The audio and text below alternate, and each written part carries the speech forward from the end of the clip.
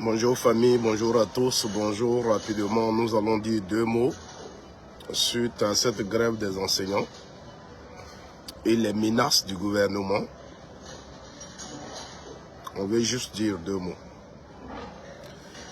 Je le dis toujours, on ne passe sur les réseaux sociaux pour contribuer à la destruction de notre pays. Ce pays-là nous coûte très cher. Pour moi, personnellement, je m'intéresse à la politique de mon pays parce que j'aime mon pays. C'est pourquoi je veux toujours dire mon mot et je veux faire la promotion de ce que je trouve bon pour mon pays. Voilà. Alors, quand il y a des situations, n'ayons pas peur de dire ce qui est normal et ce qui est vrai. Parce que nous avons été dans ce pays et nous avons vu beaucoup de choses. Aujourd'hui, c'est bien bon. D'un seul coup en Côte d'Ivoire, tous les maux que la Côte d'Ivoire a connus depuis des années, aujourd'hui, le RHDP, les militants du RDS sur les réseaux sociaux ont décidé d'attribuer ça à une seule personne. Responsabiliser une seule personne qui est le président Laurent Gbagbo. Même des choses qui sont passées, des années, ils vont tourner, ils vont mettre sur Gbagbo Laurent. Même aujourd'hui, la dernière fois, je regardais un panel où l'année blanche de 1990, les causes ont été attribuées au président Laurent Gbagbo.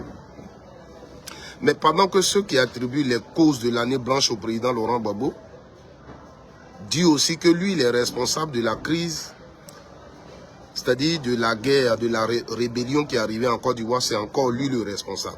Parce que il était président et il n'a pas pu sécuriser, il a été incapable, c'est pourquoi il y a eu, comment on appelle ça, la rébellion. Mais on est en 90, quelqu'un gouverne et il y a eu une année blanche, on n'a pas pu aller à l'école. Ça, on ne peut pas dire que c'est ce gouvernement-là qui a été aussi incapable. Mais on va dire non, c'est Gbagbo Laurent qui était opposant et il a manipulé les gens et il y a eu année blanche. Donc, dans le pays, tout ce qui s'est passé, même cette histoire de... On nous traite d'étrangers, on ne peut pas porter boubou, mais un Ivoirien, un vrai Ivoirien, c'est que ce n'est pas Gbagbo Laurent qui est responsable. Au contraire, quand Gbagbo Laurent est venu, il a fait en sorte que les Ivoiriens soient réconciliés. Voilà, il a posé des actes dans le cadre de la réconciliation. Le forum de la réconciliation, ces images et ces vidéos existent. Voilà. Le forum de la réconciliation a été utile à tous parce que ça a permis à chacun de s'exprimer.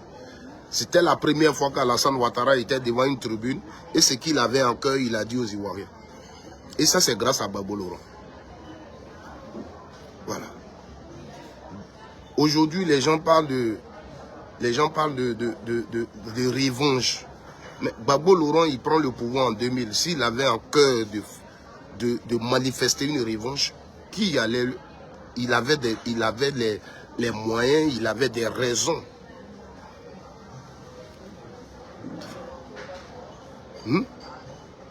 Il avait des raisons.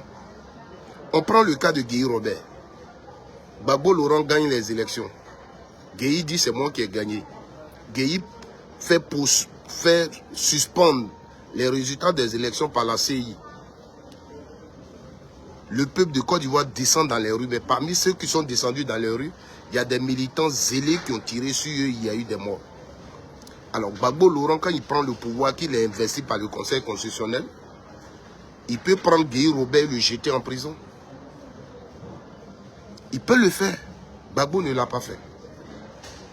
Le PDCI RDA qui a gouverné ce pays-là pendant des années, il y a eu détournement, il y a eu tout. Gbagbo était à l'opposition. Lui-même, il a été jeté à plusieurs fois en prison. Il allait en exil. S'il avait un cœur de se venger, il pourrait se baser dessus pour prendre les leaders du PDCI pour les mettre en prison. Gbagbo ne l'a pas fait. Gbagbo Laurent a pris le pouvoir en 2000. Il n'a pas pris une affaire de oui, ceux-là gouvernaient et puis on a détourné, on va envoyer celui-là devant la justice ceux-là gouvernaient et puis ça là s'est passé, Gbagbo ne l'aura pas fait. Alassane Ouattara, il y avait un mandat d'arrêt international contre lui. Parce qu'il n'a pas voulu faire respecter la constitution du Côte d'Ivoire. Parce qu'il n'a pas voulu faire respecter la constitution de la Côte d'Ivoire. Donc il y avait un mandat d'arrêt international contre lui. Gbagbo ne l'a pas arrêté. Gbagbo a plutôt cherché à concilier les gens, à parler. On se souvient tous de la rencontre des 4 grands Yamoussoukro. Tout ça dans la recherche de la paix et de mettre les gens en confiance. Il a fait rentrer Bédié, tout le pays là où il était caché, il a pris dans sa cachette. Ouattara est rentré au pays, tout le monde. Gbagbo a posé des actes de réconciliation. S'il était venu pour s'entourer, pour dire que oui, le pouvoir va m'appartenir à moi seul, Gbagbo Laurent organise une élection législative. La RDR ne voulait pas participer. Le PDCI est venu. Celui qui a gagné, a gagné. On a organisé une élection municipale sous Gbagbo Laurent. Il n'y a pas eu affaire de lui là à tricher. Gbagbo n'a pas dit comme lui là, il est de mon camp, je vais le protéger, on va voler les élections pour gagner. On est tous là. On est tous là. Gbagbo Laurent nous a posé, pendant son temps, il a posé des actions, des actes démocratiques pour que ce pays-là puisse vraiment connaître, pour que tout Ivoirien soit à l'aise dans le pays. Sinon, c'est pas d'être. Voici l'histoire de Gagnois. Aujourd'hui, vous parlez de nordiste, mais le Gagnois a son histoire dans la gestion du pays d'Oufoué-Boigny. On prend les Biaka Bota, les Djinyabaï, les Krabé Nyagbe, tous ceux-là, ils sont des Gagnois. Ce sont des personnes, ce sont des morts par rapport à la politique, ils sont tombés. Babou pouvait réveiller tous ces dossiers. Ce sont ses parents. Les BT ont souffert en Côte d'Ivoire. On pouvait réveiller tous ces dossiers. Gbagbo ne l'a pas fait. Mais personne n'en parle. Hein.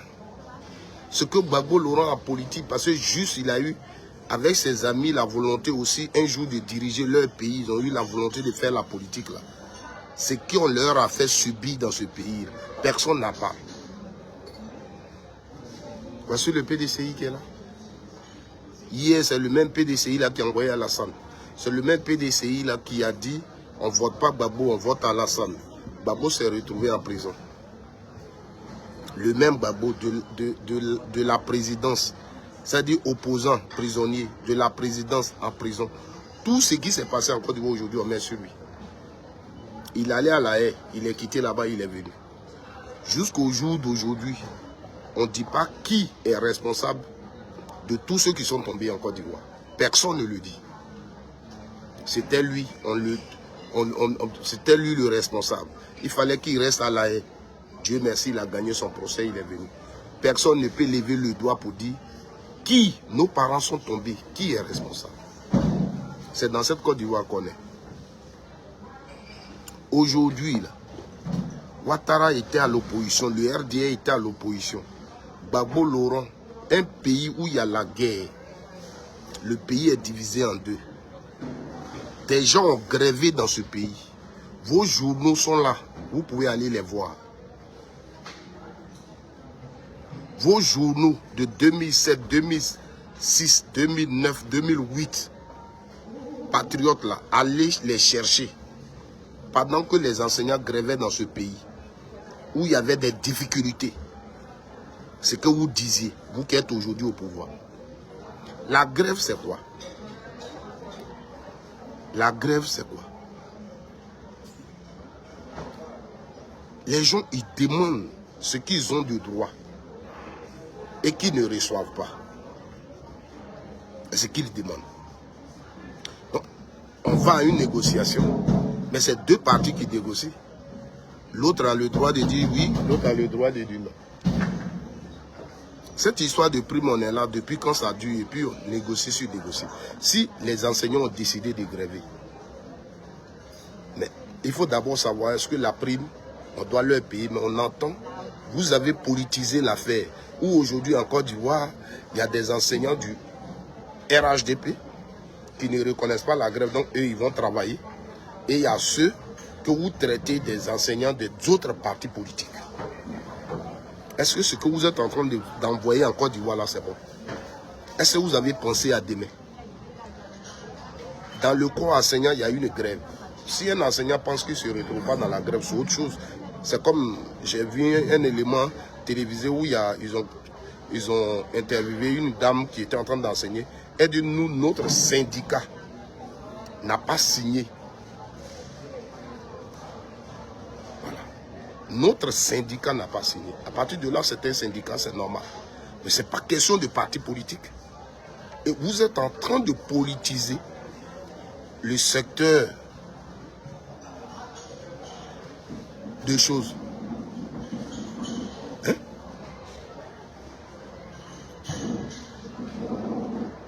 Vous comprenez?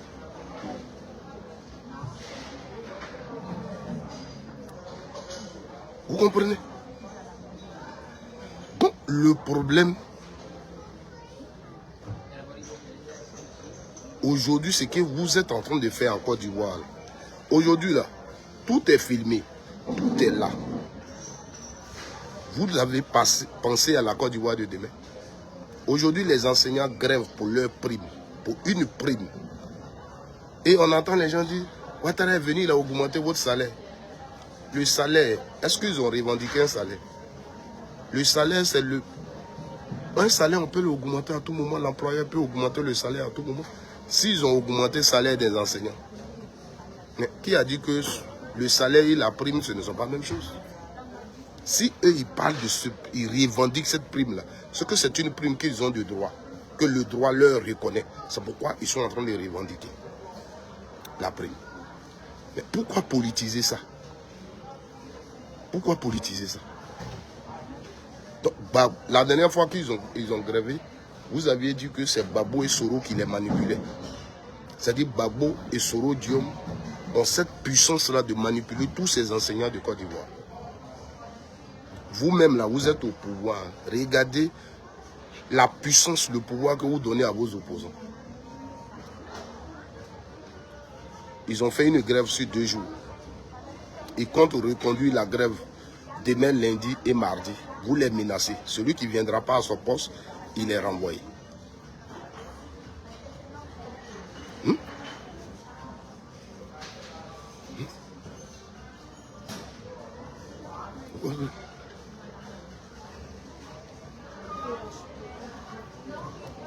Vous comprenez? Monsieur Cheikh Abdoul, tenez, tu as fait un premier commentaire, je n'ai pas voulu répondre à ça. Parce que ça n'a pas d'importance ce que tu dis. Le corps enseignant là, je ne sais pas où toi tu travailles. Un enseignant c'est comme un infirmier, un enseignant c'est comme un médecin, un enseignant c'est comme un policier, un enseignant c'est un corps. C'est toi et moi qui sommes des enseignants. La façon dont toi tu es là et puis tu es RHDP là. Un enseignant peut être RHDP, un enseignant peut être ceci. Mais on vous dit que quand on parle de ce qui est professionnel, la cause pour laquelle ils grèvent là, on n'a pas besoin de politiser. Voilà, tu ne verras pas un syndicat des enseignants qui va dire on ne vient pas à l'école, on n'enseigne pas parce que le nom de Babo Laurent n'est pas sur la liste électorale. Il ne peut pas dire ça. Si à partir de là, un syndicat des enseignants dit ça, on dit renvoyez-les. Parce que ça, là, ça n'est pas dans le corps, ça n'a pas d'importance. Or, c'est ce que vous êtes en train d'envoyer dans le corps professionnel. Ou là où les enseignants disent pour notre prime en grève, vous voulez dire, oui, il faut que non, ce sont des politiciens. Donc, à partir de là, les enseignants qui ne se retrouvent pas dedans se disent, nous sommes les enseignants RHDP, nous, on va gréver. Non, nous, on ne grève pas. Donc, demain, là, quand vous allez décider de payer la prime, vous allez payer la prime des enseignants du RHDP.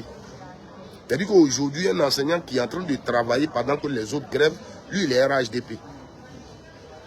Et demain, si le pays change. Et demain, si les choses changent. C'est pourquoi ce n'est pas bon. On n'a pas dit qu'un enseignant ne peut pas faire la politique.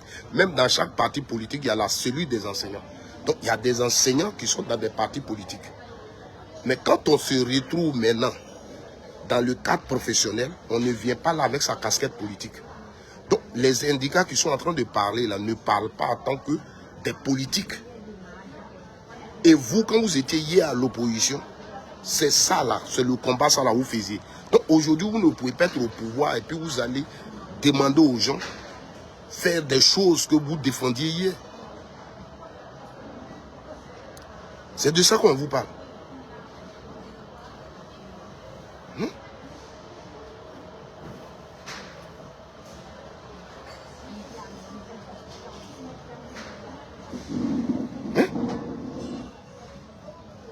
Les gens, ils grèvent.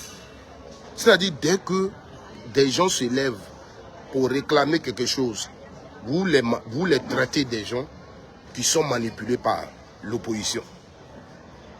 Donc, on n'a pas le droit de réclamer ses droits. On n'a pas le droit. Le problème, c'est ça. On revendique ce qu'on a de droit. Quand eux, ils revendiquent là, c'est parce qu'ils ont ça de droit. C'est pas une question de politique. Donc, on va à la négociation. Vous allez renvoyer combien d'enseignants? Combien d'enseignants vous allez renvoyer?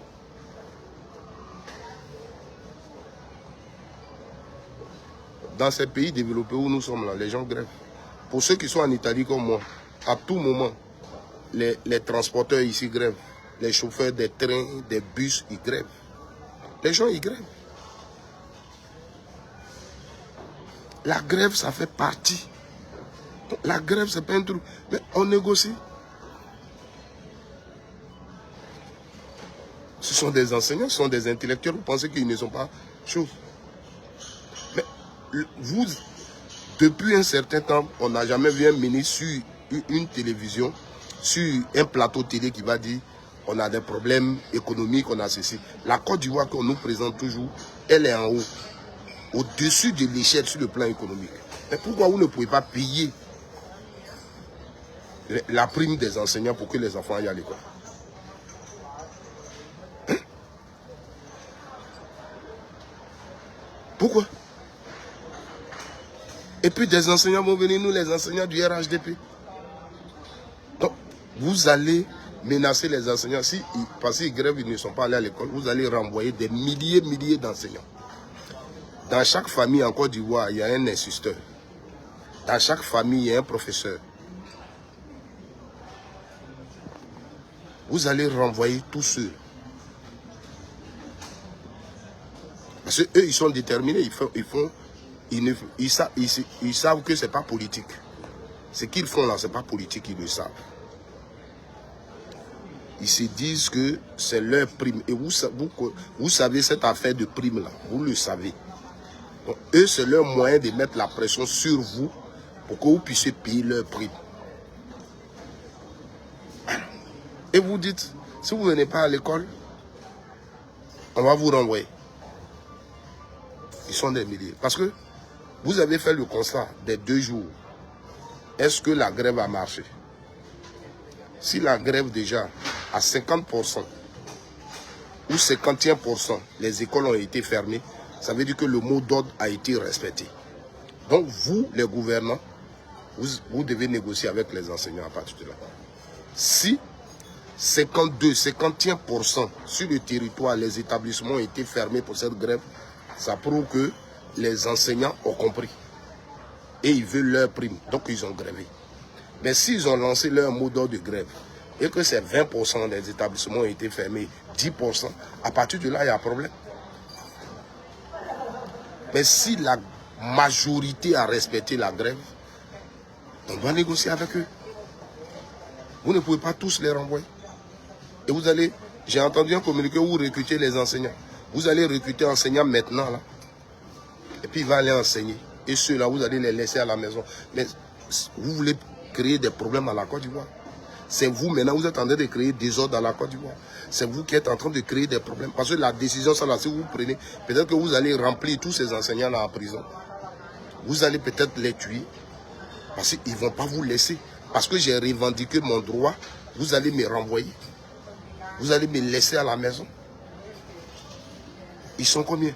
Vous avez déjà mis, pour les faire peur, vous avez pris les autres que vous avez mis en prison.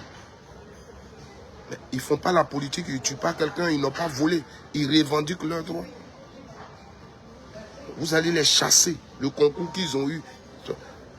Parce que pour vous, des gens doivent toujours penser dans leur tête que c'est quelqu'un qui est fonctionnaire doit se dire que Ouattara lui rend un service. C'est grâce à Ouattara j'ai travail, c'est grâce à Ouattara j'ai salaire.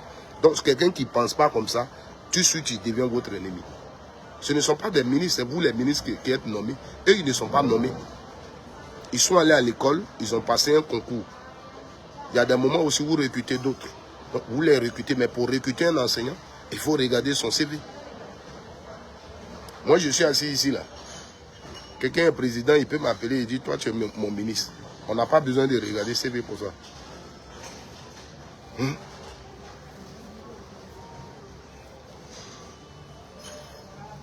Ceinture d'Orion.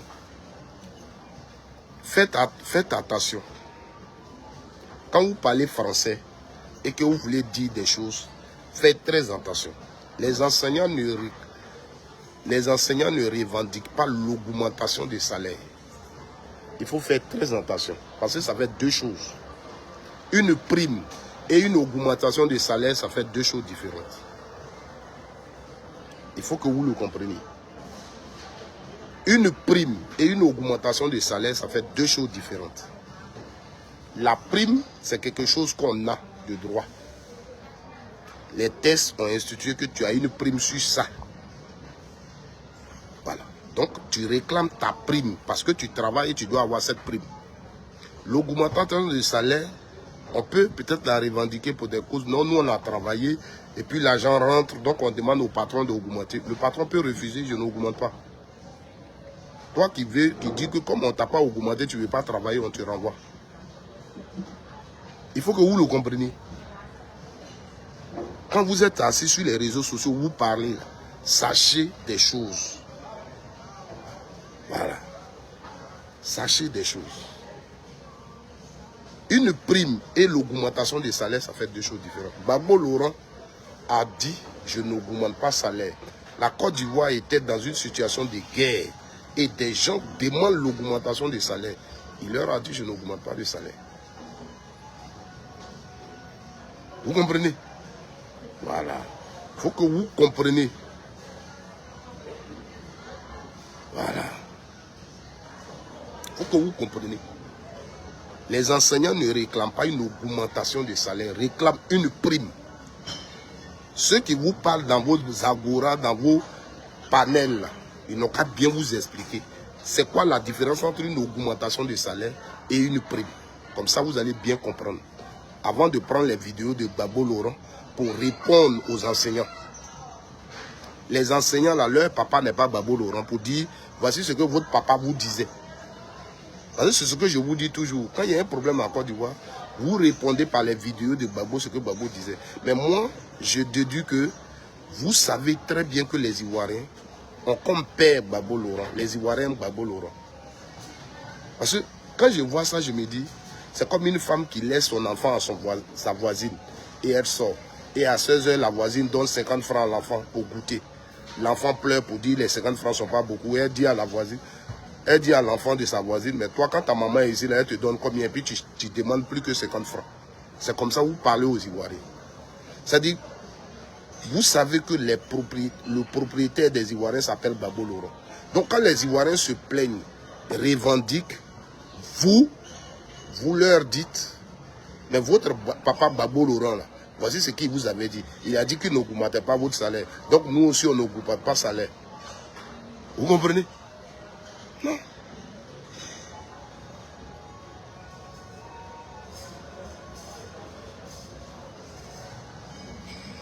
Vous comprenez? Il faut que vous sachiez de quoi vous parlez. Voilà. Il faut que vous sachiez de quoi vous parlez. Est-ce que ces enseignants ont raison de gréver? Est-ce que cette prime-là, elle est prévue? Oui. Ok. On a peut-être sur quoi les gens veulent dire, non, on a négocié avec eux, ils disent qu'ils ne veulent pas. C'est ça qui est peut-être le problème. Mais vous ne pouvez pas dire non, on n'augmente pas le salaire. Tu ne sais même pas de quoi il s'agit. Et c'est vous, là, vous êtes remplis sur les réseaux sociaux, vous parlez. Nous, on est enseignants du RHDP, on ne fait pas ceci. Mais demain qu'on va décaisser cette prime-là, Vous les enseignants du RHDP, là, vous allez dire non, nous ne nous donnez pas. On rend service au pays. Arrêtez certaines choses. Je ne suis pas un enseignant, mais quand il y a les faits, il faut le dire. Et faites un flashback. Quand on était à l'opposition et puis les autres étaient au pouvoir, là, qu'est-ce qu'on disait quand il y avait ce genre de situation? Gbagbo Laurent a gouverné ce pays-là 2000, 2001, 2002. Il y a eu la rébellion.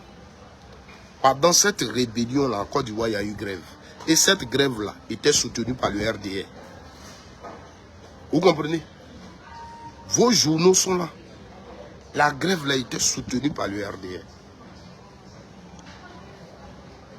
Vous comprenez? Voilà. Donc, aujourd'hui, là, la Côte d'Ivoire, il n'y a pas de rébellion. Tous les jours, hier, c'était le ministre de la Jeunesse qui était sur le plateau. Quand vous parlez de l'économie de la Côte d'Ivoire, on est au sommet. Donc, quand des gens font des revendications, il faut répondre à leurs revendications. On revendique, je vous répète, on revendique ce qu'on a de droit. Quand tu ne l'as pas de droit, tu ne le revendiques pas. Quand je suis dans la maison avec ma femme et puis je dis, je me fâche parce que elle ne va pas avec moi au lit. C'est parce que aller avec moi au lit, là, c'est mon droit. Elle doit aller avec moi au lit. Donc si elle ne va pas avec moi au lit, j'ai le droit de me fâcher. On revendique ce qu'on a de droit. Est-ce que vous comprenez? Il faut que vous le compreniez. L'augmentation des salaires, ce n'est pas une chose comme... Si toi, tu viens signer un contrat avec quelqu'un pour travailler, puis la personne te dit, tu travailles 3 mois, je vais te payer 100 000 francs CFA. Si tu as bien travaillé pendant ces 3 mois, que je dois reconduire ton contrat après 3 mois, je vais te payer 200 000 francs. Donc si tu as fait les 3 mois, qui te fait travailler encore, c'est que ce que tu vas faire maintenant là, c'est 200 000 francs. Donc si tu fais le 4e mois qu'à la fin, tu reçois 100 000, tu vas revendiquer les 100 autres 1000 parce que dans le contrat, je devais recevoir 100 000, 100 000, 3 mois. Après les 3 mois là, si je continuais, je devais être payé à 200 000. Pourquoi on me paye 100 000? Tu as ce droit là. C'est ce qu'on revendique. On ne revendique pas ce qu'on n'a pas de droit. Parce qu'on est beaucoup sur les réseaux sociaux, on parle, mais on ne sait pas. Voilà, on ne sait pas. On ne revendique pas ce qu'on n'a pas de droit. En Côte d'Ivoire, par exemple, les services financiers, comme Trésor, Impôts, ils ont des primes. Je crois que c'est chaque 3 mois qu'on leur donne. Ça y est dans leur contrat de travail. Donc si tu es là-bas que tu travailles et que tu n'as pas cette prime-là, tu peux la réclamer. Parce que c'est ton droit. C'est comme ça. Maintenant, des gens peuvent aussi gréver pour l'amélioration de leur situation. C'est-à-dire ce sont des dispositions qui n'étaient pas prévues, mais vu comment les choses évoluent maintenant, et tous les gens disent, mais notre salaire est trop petit. Patron, il faut augmenter nos salaires. Donc leur syndicat va pour discuter. Maintenant, dans cette discussion où ils donnent les motivations pour qu'on doit augmenter leur salaire, dans un premier temps, ils ne grèvent pas. Mais ils vont amener le gouvernement peut-être à accepter. Le gouvernement dit, ok, on a compris, votre revendication, elle est vraiment normale. Donc, on accepte. Par exemple, nous sommes en 2025. Par exemple, la revendication est faite en 2023. Ok. À partir de janvier 2025, on vous payera une prime chaque 3 mois de 100 000. Et on est d'accord avec. Comprenez? Donc, c'est signé. La décision est prise. Donc, la corporation qui a revendiqué ça attend janvier 2025 pour avoir les 100 000 francs chaque 3 mois comme prime. Si ça ne vient pas, ça devient un droit. Si ça ne vient pas, ça devient un droit. Donc, ils peuvent réclamer ça. Voilà comment les choses se passent. Vous ne savez même pas. Et vous envoyez les vidéos de Gbagbo. Je n'augmente pas salaire. Les enseignants ne réclament pas l'augmentation de salaire. Ce qu'ils réclament, c'est une prime. C'est différent d'augmentation de salaire. Donc, je voulais que vous le compreniez comme ça. Voilà. Ce n'est pas qu'on les supporte, mais moi, je pense que la façon dont le gouvernement est en train de gérer cette affaire, le gouvernement veut créer des ordres dans notre pays. Le gouvernement veut envoyer des problèmes. Les Ivoiriens sont fatigués. Parce que notre gouvernement se croit plus fort, se croit surtout, peut répondre n'importe comment. Parce qu'aujourd'hui que les Ivoiriens n'ont pas de travail, ils sont là, les étudiants sont là. On va dire, on recrute les frères qui sont dans les écoles privées qui enseignent vont venir, broubrou. Mais demain, ça sera encore les mêmes problèmes. Quand ils ont pris le pouvoir, ils ont recruté combien d'enseignants? Mais ce sont des enseignants recrutés là qui grèvent aujourd'hui. Donc on déplace, comme on dit, on ne règle pas les problèmes, on les déplace. Et ceux-là, tous ceux-là, vous allez les mettre au chômage. Vous êtes sûr que si vous les mettez au chômage, ce n'est pas un problème, vous envoyez. Parce que demain, parce que j'ai revendiqué pour ma prime, on me renvoie. Mais ça va prendre une autre à lui. Ils sont comme ils vont dire, bon, tuez-nous en même temps. Il y a des choses qu'il ne faut pas envoyer pour rien. Ça là, on peut discuter avec eux. Ils veulent juste qu'on discute avec eux et leur expliquer pourquoi les premières discussions n'ont pas marché. C'est tout. Merci à tous. Que Dieu nous bénisse.